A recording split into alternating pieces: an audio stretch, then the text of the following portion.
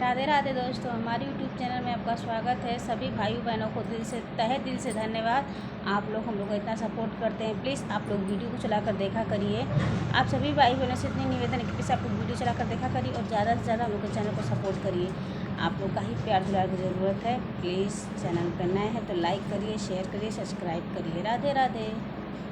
अली गवनवा लागे न मनवा बदनवा टूटे दो बदनवा टूटे दो भैया तोहर कसैया भले बम्बैया गैले दो भैया तोहर कसैया भले बम्बैया गैले दो अली गवनवा लागे न मनवा बदनवा टूटे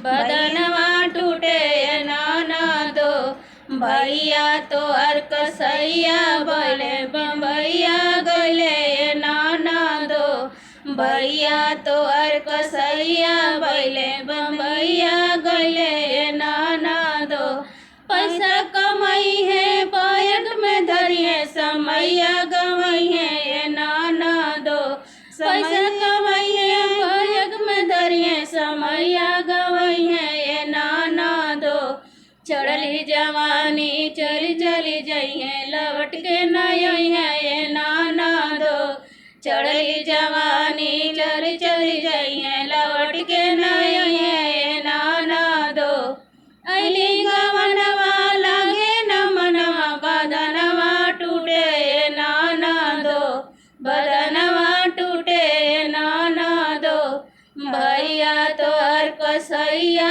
भले बम्बैया गैले दो भैया तोहर कसैया भले बम्बैया गैले